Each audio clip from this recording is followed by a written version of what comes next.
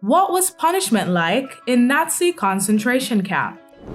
Without mincing words, humans aren't the most morally decent and cultured species. No matter how far humanity has come and how much we have evolved as a race, some continue to disgrace the entire human race.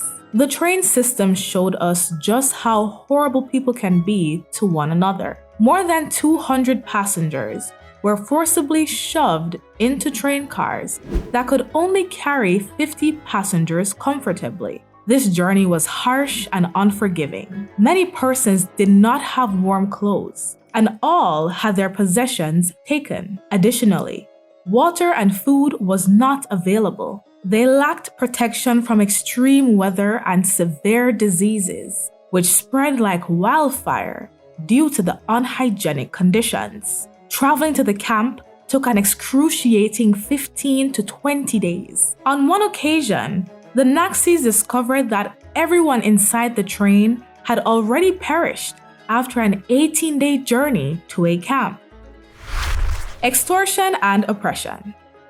For some reason, the Nazis were not content with this level of cruelty and turned the entire ordeal into a sick joke. They started charging those about to become prisoners for the right to board the train that would take them to a camp for mass murder. Jewish people had to pay the usual fare ticket price as if they had a choice. Children under the age of 4 could board for free, as was customary in those days.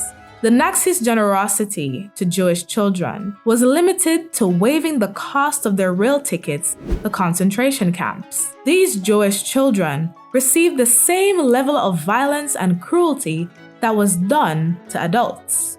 More than 230,000 children under the age of 18 years old entered Auschwitz alone, and hundreds of minors were gassed every day until the Soviets freed them. While adults made every effort to protect the children who lived with them in these camps, minors who were detained in the concentration camp of Lodz were not so lucky. Children brutality in Lichtenstein. The Lichtenstein concentration camp was the first one to accept Polish kids as prisoners when it was first established on December 1st, 1942. The SS guards were completely insane due to this exceptional circumstance. The teenagers endured mistreatment, exploitation, and punishment. From the age of 2 to 16, some children were frequently hungry, beaten, humiliated, and disciplined without cause or justification. These children were forced to labor under trying circumstances, testing the limits of their endurance, and then some more. Hard labor was required without regard for safety risks or these young people's ability. If they died of disease or fatigue, their bodies were simply dumped in pits without considering the victims. Since there was no higher directive monitoring, it is impossible to know how many children were taken to this horrifying camp and how many of them survived. Not every youngster detained in this camp was a Jew. Orphans and children of Polish opposition members living near a Jewish ghetto were imprisoned for small-time thievery, smuggling, and street trade. The children's camp was located in a remote area with wooden dormitories and a fence that provided very little insulation from the cold. Children who could not help but wet their mattresses during the winter would either be denied sleep or forced to lay on boards outside as punishment. The male children were responsible for making shoes out of straws and wicker, baskets for gas masks, and leather pieces for bags, in addition to straightening needles. The girls, however, helped in the kitchen, tailor shop, garden, and laundry. Additionally, the possibility of penalty for not meeting the daily quota made these kids work hard. After Germany lost World War II, those who survived and were freed from the camps understood the meaning of the word hunger. These kids' breakfasts consisted of a slice of camp bread and a half liter of black coffee. occasionally sweetened with sugar. Dinner was a small piece of potato or rutabaga soup with cabbage or beet leaves. They sometimes received a teaspoon of marmalade. However, even a minor error would result in food being denied. Many of the prisoners had chronic hunger, which forced them to hunt birds for food and add dead flies as a garnish to the hot water soup they were given to eat. Some SS guards would use their creativity to devise punishment strategies. One of the SS guards, Edward August, was more notorious while on duty. He even terrified other guards with his torture techniques. He would frequently bury his victims in boxes of sand, dip their heads in a barrel of water, and hang them upside down by their legs on a chain before lowering them. Once freed, those who cared for these children quickly discovered that due to their previous suffering, the children were aggressive and unable to distinguish between Polish caretakers and SS guards. Their behavior was more like that of an animal than a human being. Except for a handful, the victims could not continue working for more than a week. Slowly over time, things became better for them. But these kids would never again be able to put up with being whistled at or being forced to walk in pairs at gatherings. Jewish women were ruthlessly stripped of their dignity in all imaginable ways while in the Nazi detention camps.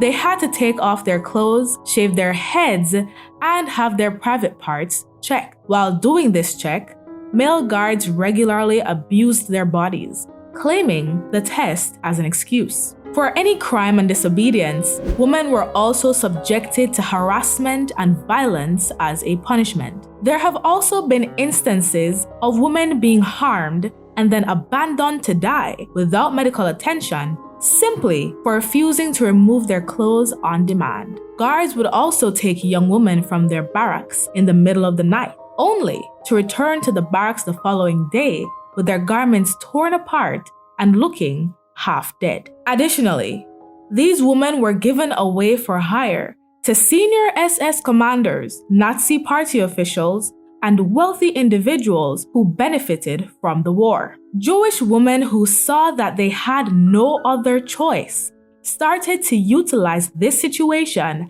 as a negotiating point to aid and save others. The gas chamber Holocaust.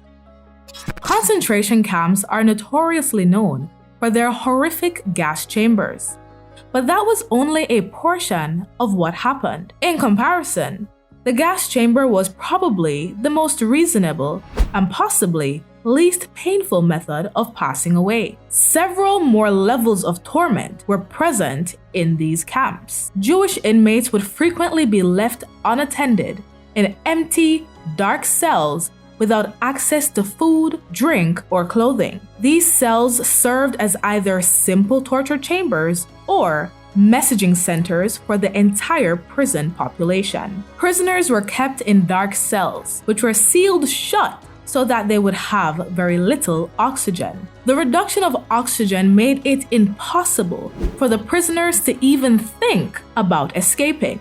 Additionally, guards used the excuse of food shortages to abuse prisoners. A typical prisoner received at best a meager daily meal. They were made to eat sawdust-based bread and sausage prepared from malnourished horses. Because they were malnourished, several prisoners were forced to steal food, and many were desperate enough to eat rotting food out of the trash. The Nazis ran experiments by giving seawater and wild weeds to prisoners. Inmates were refused when they begged for regular water, which resulted in dehydration.